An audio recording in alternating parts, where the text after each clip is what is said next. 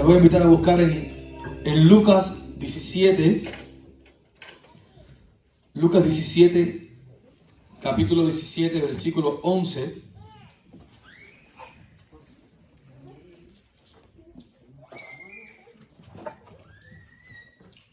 Quiero compartir con ustedes en esta mañana una hermosa historia.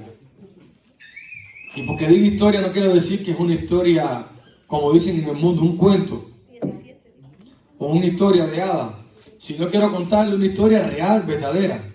¿Cuánto les gustan las historias verdaderas? A mí me encanta ver las películas basadas en hechos reales. No sé ustedes, pero bueno, a mí lo personal me gusta ver muchas de las películas que fueron basadas en hechos reales. De guerra, de lo que haya sido. Me encanta mucho porque cuando veo esas historias me inspiro porque son reales, que fueron reales, ¿ves? Así que cuando uno lee la palabra, no está leyendo un cuento de historia, como le contamos a nuestros hijos, o una historia que alguien inventó, sino una historia que fue real y que el Espíritu Santo la plasmó para nuestra enseñanza y para nuestra ayuda, ¿amén? Cuando lo tengan, digan amén. Amén. Por un momento les voy a invitar a que se pongan en pie para reverenciar la palabra. Y dice la palabra: y yendo Jesús a Jerusalén, pasaba entre Samaria y Galilea, y al entrar a una aldea, le salieron al encuentro 10 hombres leprosos, los cuales se pararon lejos y alzaron la voz diciendo: Jesús, Maestro, ten misericordia de nosotros. Cuando él los vio, les dijo: y mostraba a los sacerdotes, y aconteció que mientras iban, fueron limpiados. Entonces uno de ellos, viendo que había sido sanado, volvió glorificando a Dios a gran voz, y se postró rostro en tierra a sus pies, dándole gracias, y este era samaritano. Respondió Jesús y le dijo: ¿no son 10 los que fueron limpios? Los 9, ¿dónde están? No hubo quien volviese y diese gloria a Dios, sino este extranjero. Y le dijo: levántate, vete, tu fe te ha salvado. Vamos a orar. Señor, gracias por tu palabra, gracias porque ella es bendita. Y te pedimos en el nombre poderoso de Jesús que sea en este momento sobre cada hermano, Señor. Me escondo detrás de ti, Señor, de tu cruz, y que tu Espíritu Santo me use para gloria y honra de tu nombre, Señor. Me pongo en tus manos, Señor, para que tu pueblo y yo seamos bendecidos a través de tu palabra, Señor. En el nombre de Jesús, amén y amén. Samuel, ¿vas a traducir? Pueden sentarse. Bueno, Samuel me dijo que iba a traducir. ¿Vas a traducir o no? ¿No? Si quieres, párate al lado de Pablito. Poco a poco. En una noche de 1860, un barco de vapor llamado The Lady Elgin, dice que se estrelló contra otro barco que era de carga en el lago de Michigan. Y dice que esto provocó que el impacto, el barco de vapor se partiera a la mitad y se hundió a solo 1 milla de distancia. Se hundió este barco. Dice que habían 393 pasajeros y tripulación, contando entre todos, pasajeros y los que estaban en el barco, guiando el barco, 393 personas. Y de estas 393, 279 murieron ahogados. Entre la orilla, entre héroes, había un hombre, un joven nadador. Este hombre era un experto nadando. Y dice que se tiró de inmediato al lago y comenzó a salvar personas, logrando salvar 17 personas en total. Dice que este hombre fue tanto el esfuerzo que hizo que se quedó inválido, perdió el caminar, fue mucho el esfuerzo que hizo, y producto también del esfuerzo dice que cayó en un éxtasis, que lo único que decía era: lo hice bien. Le preguntaba a todos: lo hice bien. Y todos se quedaron impactados porque salvó 17 personas de 1 milla de distancia. Cuente, regresó 17 veces. A 1 milla, si la sacamos ir y virar, son 2 millas. Así que si fue 17 veces, fueron 34, ¿no? 34 millas que nadó este hombre. Se cansó bastante. Este hombre se llamaba, este joven, Edward Spencer. Lo pueden buscar en Google después para que lean la historia más a profundidad. Y este hombre dice que por tanto valor que hizo, ese valor que mostró, dice que quisieron poner en la Casa Blanca, en el estado del gobierno de Estados Unidos, quisieron hacer algo en honor a él, pero nunca lo hicieron. Así que a los 50 años, en la universidad donde él estudiaba, porque era un joven, una persona joven, dice que levantaron una lápida y le enviaron primeramente el título de bachiller. Le enviaron el título, no se pudo graduar porque se quedó inválido. Y pusieron una lápida que decía, lo hice bien. Este hombre, después de muchos años, a la edad de 80 años, dice que un amigo le preguntó acerca de lo que había pasado en ese momento del accidente. Y dice que este hombre respondió, sí, sabía todo, se registró en el periódico, pero nadie nunca vino a darme gracias. Esa fue la respuesta de este hombre. Después, a los 80 años, salvé a todos y quedé inválido y nunca nadie vino a darme gracias. Hay una escasez de gratitud y es lo que podemos ver en este pasaje. Jesús, dice la Biblia, que iba caminando entre Galilea y Samaria. Había un camino entre las dos ciudades y todos saben qué pasaba entre Samaria, los judíos y los samaritanos. Ellos no se podían ver. Los judíos decían que los samaritanos eran inmundos, eran impuros, porque habían sido contaminados con otras naciones. Así que para ellos ver un samaritano era ver una persona inmunda. No se podía ni tocar. Incluso no se podía pasar por la ciudad de Samaria. El judío que entrara en la ciudad de Samaria era inmundo también. Así que había una discordia entre ellos. Pero dice la Biblia que Jesús caminó por un camino entre las dos ciudades. Y al llegar a una aldea, dice que 10 leprosos comenzaron a gritar, Jesús, Maestro, ten misericordia de nosotros. Porque aquí tenemos un ejemplo de que cuando nos toca la enfermedad o cuando nos toca algo de debilidad, no existe raza, no existe idioma, no existe nada por el medio. Estos hombres estaban buscando la manera de subsistir. Como decía Pablo, que a veces en la guerra no se aprende a vivir, sino a sobrevivir. Y cuando uno aprende a sobrevivir en la vida, no nos importa la raza, no nos importa la nacionalidad, no nos importa nada. Lo que nos importa es poder tener una persona al lado que nos ayude, una persona que nos anime. Y esta gente estaban en un momento despreciable, porque una persona que estaba contaminada con lepra era totalmente destinada a muerte, sacada de la sociedad. Una persona, cuando un sacerdote le decía, tú eres una persona inmunda, una persona que tienes lepra, lo primero que te hacían era alejarte de tu familia, de tus hijos, de tu hogar, de tu trabajo, de tu estudio, de todo, y sacarte de la ciudad. Era bien difícil. Uno lo lee o uno lo escucha y lo ve fácil. Pero cuando uno analiza lo que sucedía en estas personas, se da cuenta cuán grave era la situación.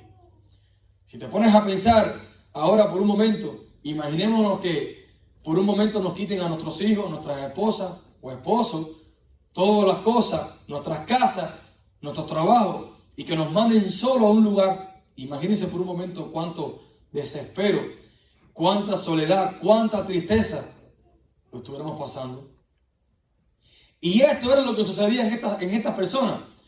Pero la Biblia dice que había uno entre ellos, al menos uno, que era samaritano. Es decir, que puede ser que eran 9 judíos y un samaritano, pero todos luchaban por una sola causa. Y era, lo que sea, sobrevivir. Poder un día más sobrevivir juntos, ayudarse unos a otros. Y los leprosos dice que se pararon a lo lejos. Cuando leemos que se pararon a lo lejos, leemos en Levíticos 13, 45 y 46 y en Números 5, 2, lo pueden anotar y después leerlo. Y es acerca de los leprosos.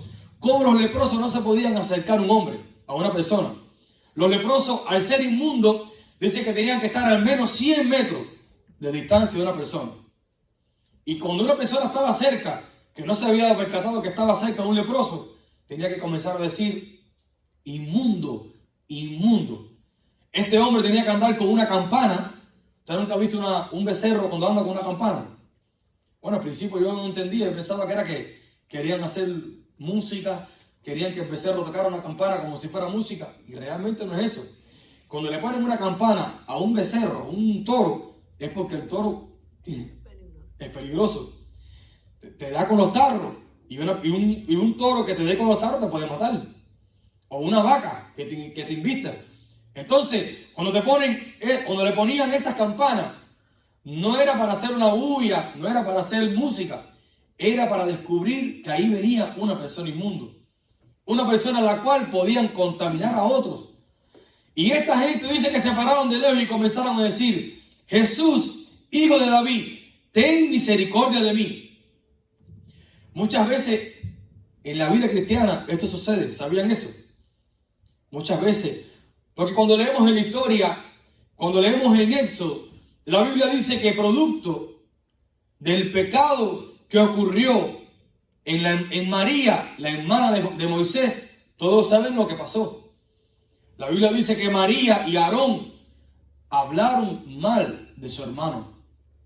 En otras palabras, como se dice en la Biblia, murmuraron. ¿Sabían que la murmuración es un pecado? Por eso es que la Biblia asemeja el pecado con la lepra. Porque mire lo que pasó. Producto de esa murmuración, dice la Biblia que Dios hizo que María se contagiara de lepra. Y le dijo, ahora la vas a sacar del campamento. Y dice la Biblia que Dios le dijo a María, ahora tu hermano, el cual tú murmuraste, es el que va a orar por ti para que seas sana. Dice la Biblia que Moisés oró a Dios y Dios la sanó. Pero hubo un ritual, hubo un proceso. Porque estas personas tenían que ser apartadas al menos una semana. Cuando se descubría que eran sanas, tenían que ser apartadas por lo menos una semana, mínimo. Después tenían que ser santificadas, purificadas con agua, con aceite, otra semana más. Y después era suelto. Así que había un proceso. Cuando las personas, el hombre que anda sin Cristo, que anda sin Dios, no se percata que hay una llaga en el corazón, en el alma.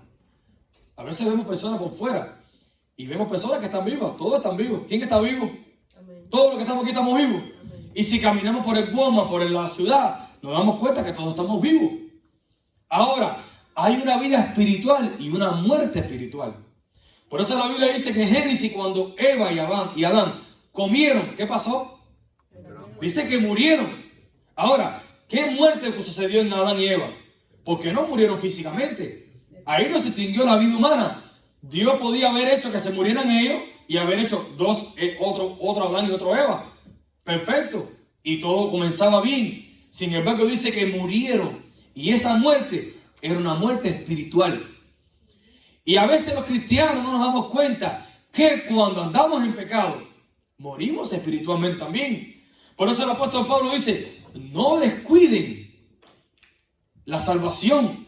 Tener la salvación, cuidándola con temor y temblor. ¿Por qué hay que cuidar la salvación? Bueno, cuando uno cuida una cosa es porque tiene miedo de perderla. ¿Tú no crees? Y porque hay probabilidad de perderla. Por ejemplo, uno no agarra el dinero, el cheque que agarra y lo pone donde quiera. O lo pone en el carro de Miguel, o lo pone en la calle. Uno lo guarda bien. ¿Por qué? Porque si tú lo pones afuera hay probabilidad de que te lo lleven. Hace unos días en el trabajo hay unas cosas que nos dan a nosotros para trabajar. Y entonces en las manos es como unos relojes que es para que caminen los forlí. Y entonces cuando tú vas al baño o vas a quitarte los guantes, hay unas cosas que son como unos calentadores. Y como hay mucho frío, tú te quitas los guantes y los pones arriba del calentador para que se caliente el guante. Y después que le pongo en las manos, esté calentico.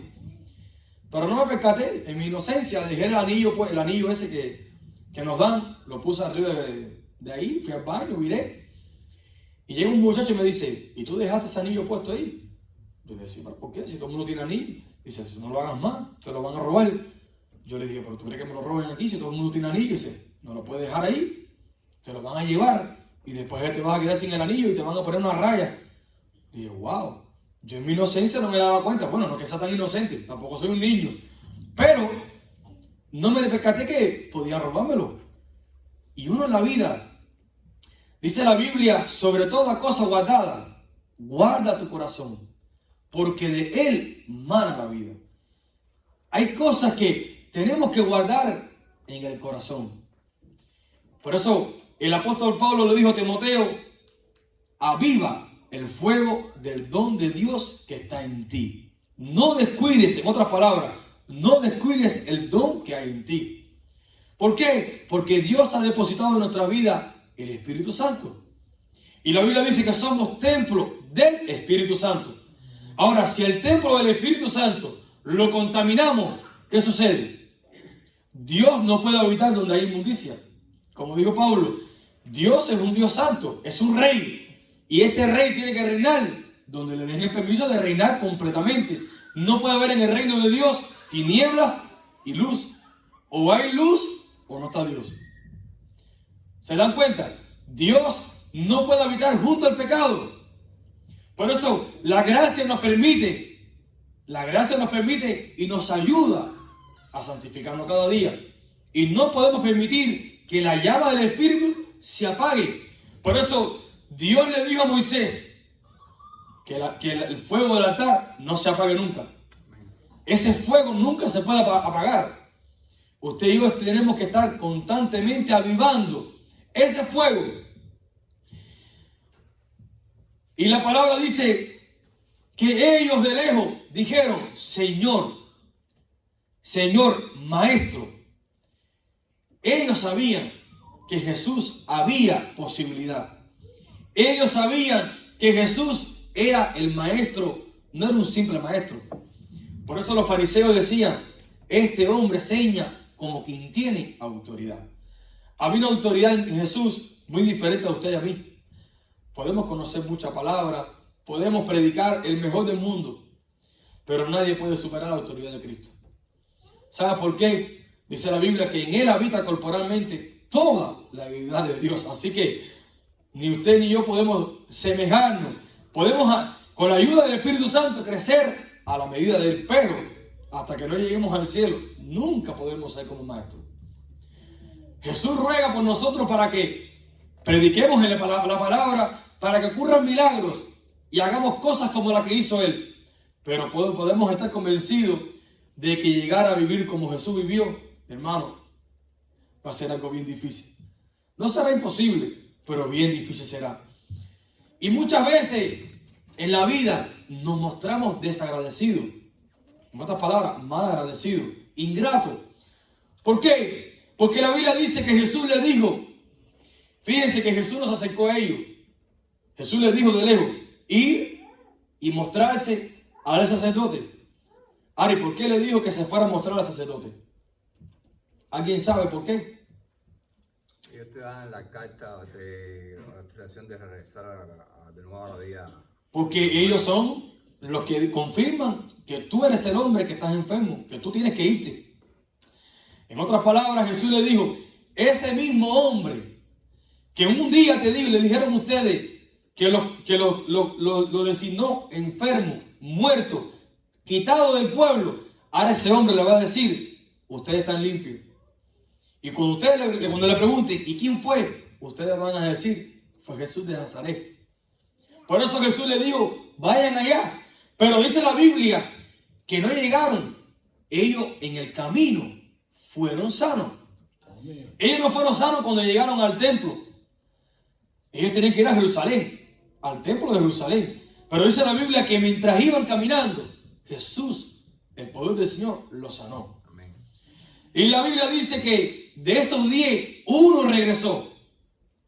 El Salmo 103 dice, bendice alma mía Jehová, y bendiga todo mi ser su santo nombre, y no olvides ninguno de sus beneficios. Amén.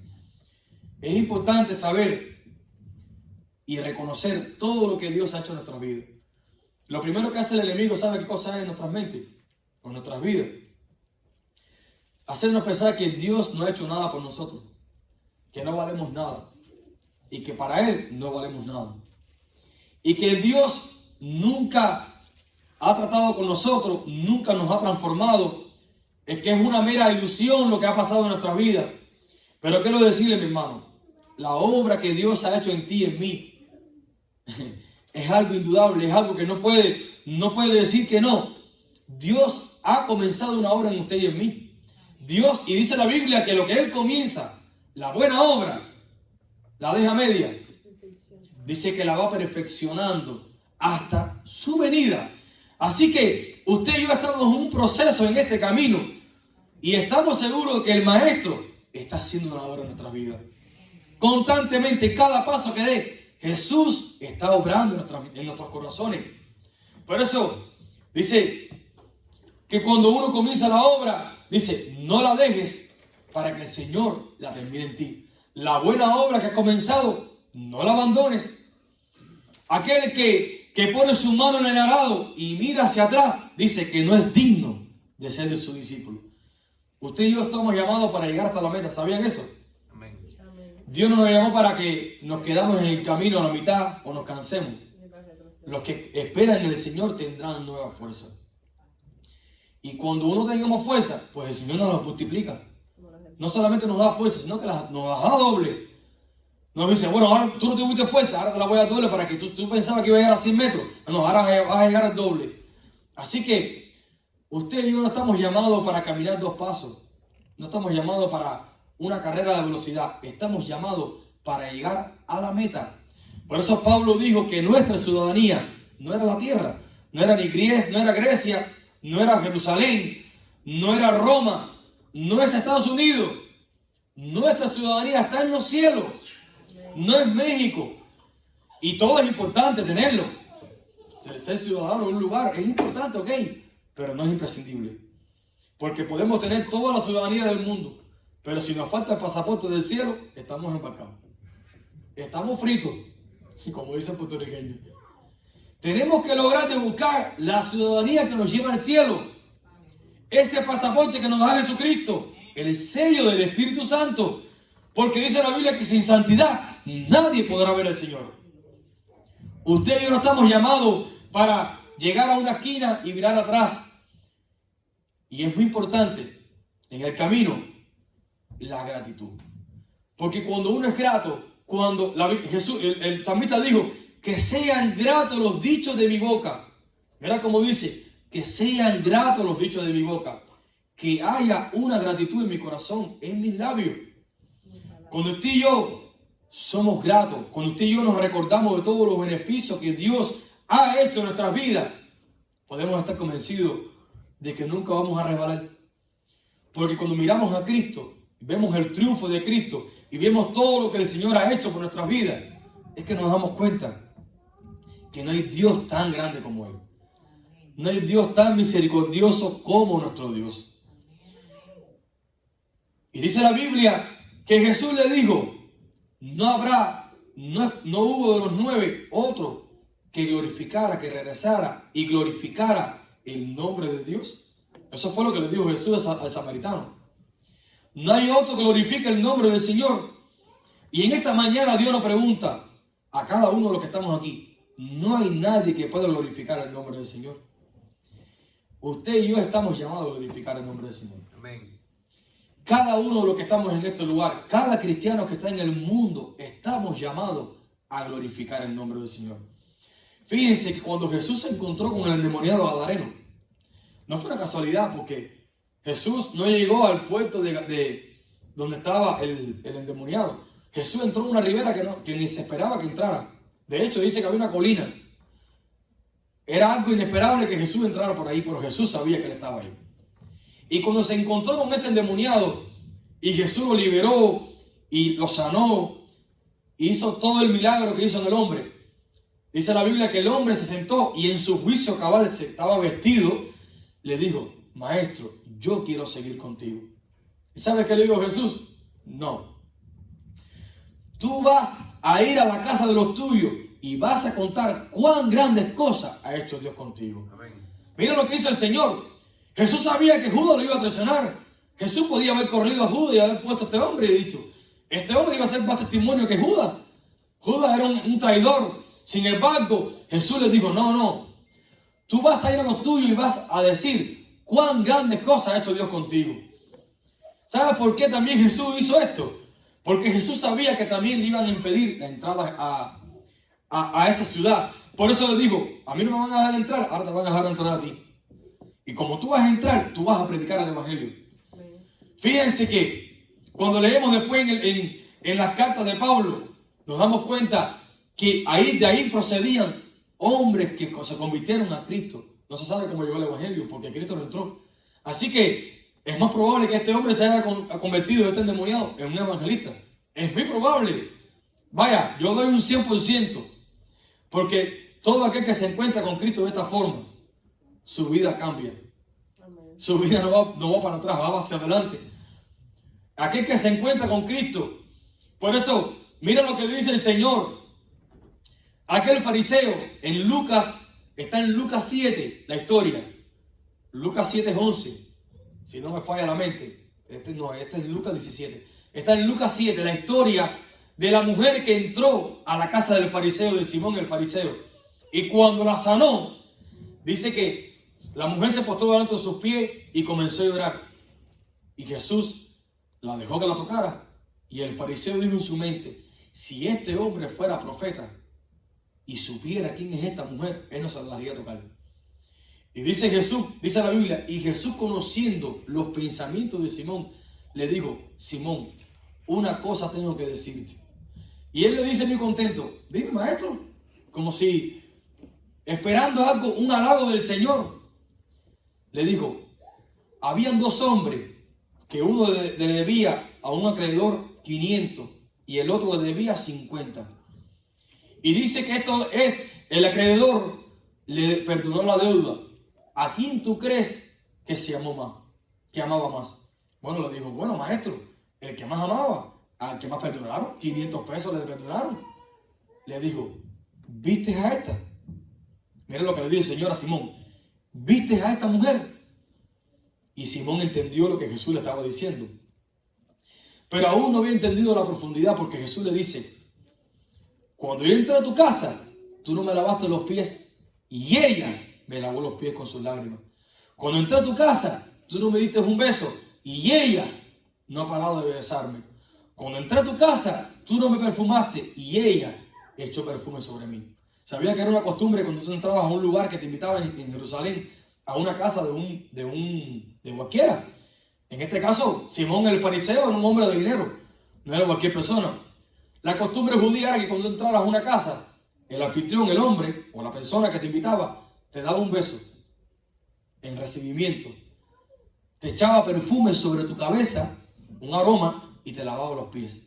Esa era la costumbre de una aceptación de una persona cuando entraba a tu casa. Pero la Biblia dice que este hombre no lo hizo con Jesús. Así que Jesús dijo, bueno, tú no lo vas a hacer conmigo, yo voy a llamar a una pecadora para que lo haga. Porque a veces no nos damos cuenta. En la parábola también del hijo pródigo, dice la Biblia que el hijo mayor tuvo envidia del menor. ¿Y sabes qué le dijo el padre? Pero si tú estás conmigo, todo esto es tuyo. Y tu hermano estaba muerto y ha vivido. Pero dice que el hermano tuvo envidia. Y cuando tú aplicas esto a la vida espiritual, sabemos que Jesús lo dijo por los fariseos, por el legalismo, por los judíos mismos. Y sabemos que el hijo menor somos nosotros, los pecadores. Aquellos que estaban excluidos del Señor, del pueblo de Dios.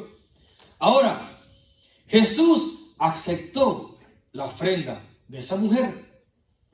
Y mira como dijo, a quien más se le perdona, más ella ama.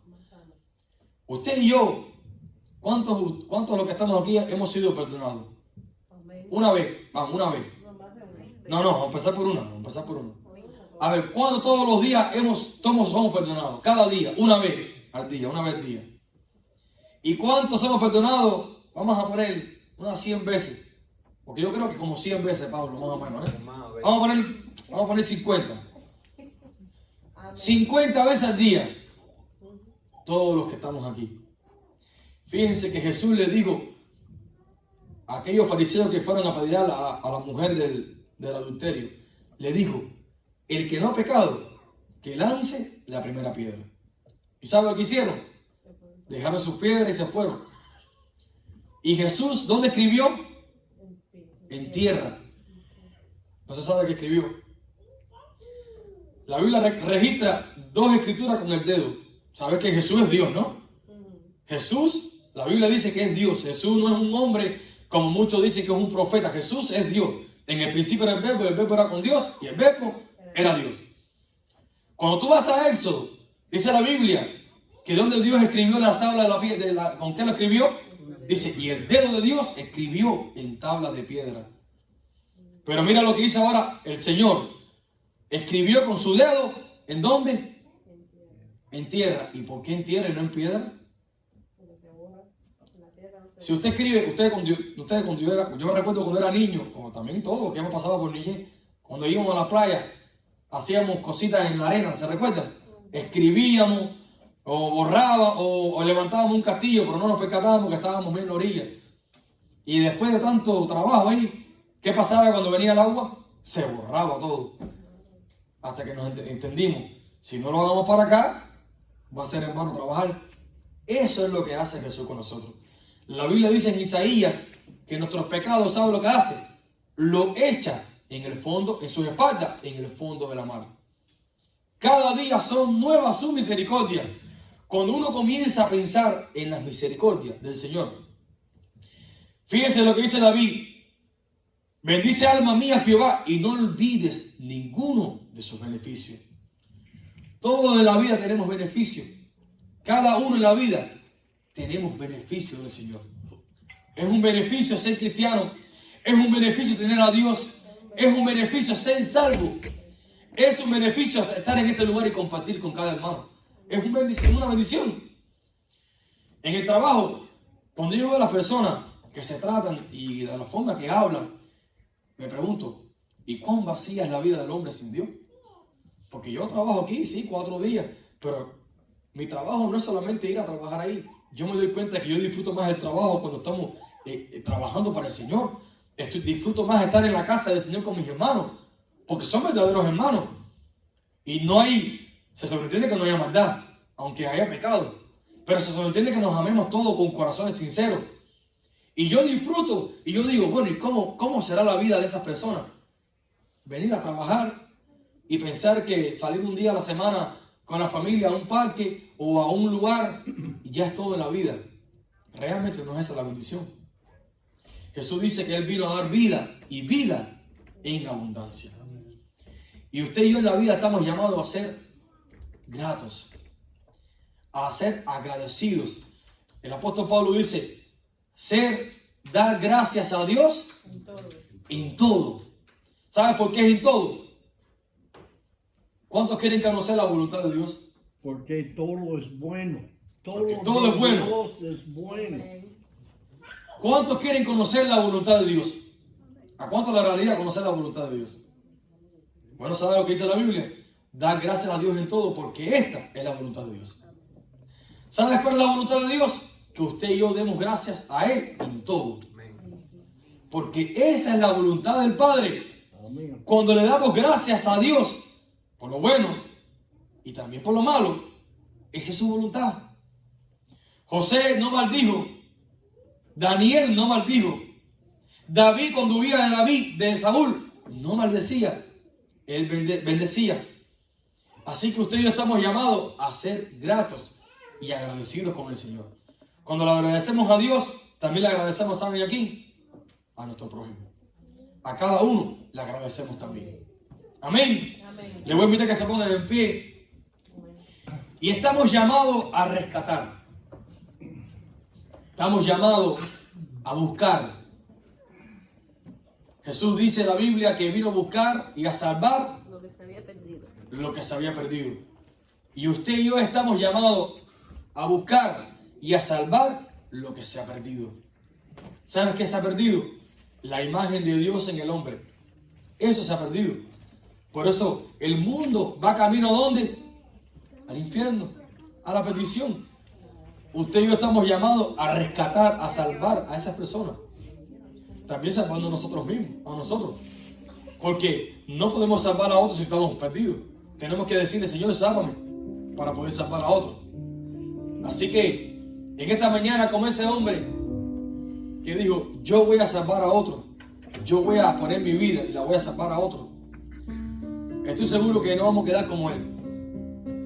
La Biblia dice que todos los que le dieron a Dios, todos los que sirvieron, todos los que entregaron su vida al Señor, dice que en el reino de los cielos será recompensado 100 veces más. Así que en esta mañana yo le invito a que cierre sus ojos. Dice la Biblia que este hombre se postró delante de los pies de Jesús. Y cuando se postró, está significando adoración. Esto significa una devoción al Señor. Él reconoció y agradeció a Jesús por el milagro que había hecho en su vida. Por eso cuando se dio cuenta y se percató de que había sido sano, él se postró a los pies de Jesús. Y los otros se perdieron algo muy importante. Este hombre no solo fue sano de su cuerpo, sino sano del alma. Porque Jesús le dijo, vete, porque tu fe te ha salvado. No le digo, tu fe te ha sanado, te ha salvado. Yo quiero mucho tiempo yo leer esta en mi Biblia, Biblia bilingüe. En inglés, San Lucas 17. 19 o 17 y 19, versículo 19. 19. En inglés dice, arise, go thy way, thy faith has made you whole, has made thee whole. 19:7. En Lucas 17, Oh, 17. 17, Ajá. versículo 19. En Tu fe inglés, te ha salvado. Ajá. En inglés. in English dice, arise and go thy way, thy faith has made thee whole. Now, ¿Qué dice? in español, it says, salvado. levántate, vete, mi fe, Tu fe tu fe te ha salvado. salvado. En español también. Pero es diferente. Salvado es diferente than Que sanado. whole. Es diferente la palabra en inglés y en español. Cuando dice tu fe te ha salvado, pero en inglés como que es otra palabra. Es un lado It's nuevo, made ¿eh? well. It's different. I understand when he says made the Bible says it's made well, and he's saying that it's different. What is mean? The King James ¿Qué Version. dice? Lo traduce diferente, no dice que tu fe te ha salvado, lo dice como otra palabra en inglés, que no es salvado, es como... Like being, like well. Sancho bien. What I'm getting at, Suenas bien, como que está bien, algo, no habla acerca de que está salvo, es otra palabra. Oh, ya. the palabra has a different meaning. La palabra tiene The diferentes word significados. whole. También es bueno, no solamente en la King James, puede buscar otra traducción también en inglés. This is the King James. It's a bilingual Bible. What is the difference between salvador y completo? ¿Qué es la diferencia en ser Salvado. salvado y estar completo, no? Lo mismo. It says hold, Ajá. hold and well. Completo es salvado. Porque está completo. Eso Completo. más o menos quiere decir. Jesús lo que está diciendo, la palabra lo que está diciendo es que está completo, sano por dentro y sano por fuera. Like you stealing from inside, you stealing from outside. It's like complete, like Complete. Eso es completo. Sí, eso es salvo. Porque, por ejemplo, ahí Jesús le podía haber dicho, tu fe te ha sanado. Pero está hablando de una sanidad física. Ahora, Jesús no le está diciendo solamente la sanidad física, sino también la espiritual. I know this. Por eso le digo, estás completo. Por eso en inglés es eso, estás completo. Completo. porque por dentro y por fuera. Por dentro y por fuera. En diferencia, por ejemplo, los otros 9 no fueron sanados completos. Se sanaron físicamente, Sí. pero no fueron salvos. Porque no se vieron a sí mismos por dentro, no glorificaron al Señor.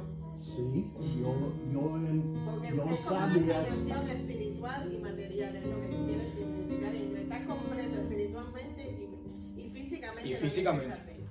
Pero es muy importante, tú sabes, esta enfermedad, cuando tengo esta, tu dedo salir, tu Sí, la nariz nariz. salir, tal vez tu oído. Sí, Pero cuando Jesús sana días, solamente dar gracias. Este Señor dar gracias, no más parte de esta, no. todo completo. Es probable Es lo que le decía, que fue el único que, vaya, que se vio. La Biblia dice, y viendo, porque dio gracias. él se vio. En otras palabras, tuvo vista. Bueno, ahí está hablando de la vista espiritual. Se vio, ¿ves? El problema es que en la palabra de Dios se toma una analogía entre el pecado y la lepra. Ajá. Lo que el pastor predicaba. La lepra es vista como un prototipo de pecado y viceversa. Y cuando uno está en pecado delante de Dios, está muerto espiritualmente, es como una persona leprosa que se está deshaciendo por dentro, por pedazos, porque la muerte espiritual trae como consecuencia la muerte física. Entonces cuando Dios te sana espiritualmente, de ahí también viene por ende la sanidad física. Porque todo empieza desde el punto de vista espiritual. La caída fue espiritual y trajo muerte espiritual. La salvación es espiritual y trae vida también espiritual y física, ¿entiendes? Y todo el principio está en lo espiritual, no en lo material. Lo material es consecuencia de lo espiritual. Por eso cuando la lepra es un prototipo del pecado, cuando eres sanado de lepra es porque ya fue sanado de la lepra espiritual. Y por eso es que está completo. Fuiste sano en lo espiritual, eres sano en lo físico también. Pero yo sabía todo que tú dijo. Yo sabía eso. Pero yo pienso es muy importante. Gente sabe es más importante dar gracias Eso es lo que... Amén. porque Que es importante saber dar el caso. No, Sí, no, porque es que dice que fueron 10 leprosos, ¿no? De los 10 leprosos, uno solamente. Y era porque él- samaritano. Porque él sí dio gracias a Dios por lo Y uno que era samaritano, gentil, Y no hay fue ni muchos judío. que quizás Dios los limpia y eso, pero no son agradecidos, ¿ves? No, Porque él- esto pasa con las vidas, con las personas. Muchas personas van a la iglesia para ser sanos. Tu vida espiritual y física viene a mejorar cuando tú le das gracias realmente a Dios, ¿no? Tu Claro. sinceridad pero hay veces que muchos nomás, pues, a lo mejor viene, pero no sé. Mira, No es lo que él está tratando. los 10, si se dan cuenta, los 10 Creo que tuvieron está fe. tratando. Es lo primero. O que sea, obedecieron porque Jesús le dijo ir. Entonces los 10 fueron. Y Jesús dijo que los 10 fueron sanos. Quiere decir que los 10 se sanaron. Fueron sanos físicamente. sí, Ahora, uno se vio que fue sano. Cuando tú lo acomodas, analógicamente lo pones a la vida espiritual, ¿qué es lo que le dice Jesús a Nicodemo? Cuando tú naces de nuevo, tú ves el reino. ¿Ves? Tú adquieres una vida espiritual. Esto fue lo que pasó con este hombre. Este hombre fue sano por la fe, pero él se vio su condición. Él ¿Qué se... te está diciendo? Yo sé, y es lo que estoy explicando. Los 10 fueron sanos. Los 10 fueron sanos. Los 10 Ahí- tuvieron fe ahí lo y que dieron pudo el haber paso pasado de era fe de que- ir. Los 10 fueron sanos, pero solo uno reconoció el poder de Jehová de los ejércitos Ajá. sobre él. Sí, ¿qué Y pudo fue haber agradecido. pasado? Los otros 9 eran del pueblo judío. Cuando tú eres hijo, como que te crees con derechos. Exacto. Ajá. Y el otro era samaritano, no era del pueblo judío. Él no se reía con ningún derecho. Entonces, cuando tú te crees con derecho de que tú te lo mereces todo, ¿Tú entiendes? en ti se apaga el espíritu de gratitud. Cuando tú te das cuenta que realmente no te mereces nada y eres sanado y eres liberado, en ti nace un espíritu de agradecimiento. Nosotros debemos vivir con un espíritu de agradecimiento delante de Dios porque realmente no nos merecemos nada. Nada. Y todo lo que Dios hace por Es por nuestro gracia. bien, lo hace por gracia. Nosotros debemos vivir con un espíritu de agradecimiento delante de Él. Gratitud sale de la palabra gracia, charis. Gracia es un favor no merecido. Cuando tú eres grato, cuando tú das gracia a una persona, tú estás reconociendo a esa persona que tú no merecías eso. Por ejemplo, una persona que necesita pagar 100 pesos la renta, $1000, y no tenga nadie que se lo preste, se encuentra a su peor enemigo. Por ejemplo, un decir, y que esa persona en ese momento mostró misericordia y se lo dio. ¿Cómo te sentirías con esa persona? Agradecida, porque tú dirás, este hombre yo no me merecía porque yo le he hecho daño. Yo le hice daño a ese hombre y sin embargo él me lo dio. Tú eres agradecido, ¿ves? Entonces, gratitud procede de gracia. La palabra gracia en griego es chari, que significa favor no merecido. Entonces, cuando esto, como decía Pablo, se sobreentiende que los otros 9 eran judíos, pero mira quién regresa, el único samaritano. Y no es una parábola, no fue una historia que Jesús utilizó, fue una vida real, fue algo que Jesús habló. Porque si vemos la historia que Jesús habla sobre el publicano, que es un samaritano, un publicano, y el fariseo, ¿qué decía el fariseo? Yo te doy gracias, los dos dieron gracias, pero mire lo que dijo el fariseo, yo te doy gracias porque yo no soy como este. ¿Ves? Porque yo diezmo, yo ofrendo, yo oro, yo ayuno. Mire lo que dijo ahora el otro. Yo te doy gracias, pero se golpeó el pecho diciendo, sé propicio a mí que no soy pecador. Y dice que no levantaba ni la vista del cielo, reconociendo que no merecía ese favor. Entonces mire lo que dice el Señor. ¿Quién fue primero perdonado? Aquel que reconocía que no merecía el favor, la gracia de Dios. Es como pasó con la mujer que vertió que lloró los pies de Jesús. Jesús no le quiso decir a Simón que no era perdonado. Él fue perdonado. Pero ¿quién fue más perdonado? ¿Quién amó más? La que más se le perdonó a esa mujer pecadora. Porque él se pensaba que no merecía ser perdonado. Ella sí. Entonces es bueno dar gracias al Señor. Amén. Vamos a orar. Bueno, a mí me gusta terminar así. Esto es como que pone un cuño mejor. Es bueno que todos hablemos y compartamos. Sí, eso es muy bueno. Porque todos tenemos un grano de arena, un bloque. Levantamos una pared, cada uno pone un bloque. Víctor echa cemento o tira la regla, pero todos ponemos algo. Amén. Vamos a orar. Padre, te damos gracias en esta mañana. Gracias por tu bendición. Gracias por tu amor. Gracias por tu misericordia, Señor. Por todas tus bondades, Señor. Te pedimos, Señor, que tú nos ayudes a recordar, Señor, y hablarnos a nuestra alma, que nunca olvide sus beneficios, Señor. En muchas ocasiones tenemos que utilizar ese método, Señor, como hizo San David, que le digo, alma mía, bendice al Señor. Muchas ocasiones nuestros sentimientos, lo que estamos experimentando en nuestros cuerpos, lo que estamos experimentando exteriormente o interiormente, no quiere darle gracias al Señor, no quiere adorar al Señor. Pero tenemos que hablar en nuestra alma y decir, dar gracias al Señor y no olvide ninguno de sus beneficios. Señor, gracias por todas tus bondades, por todas tus misericordias.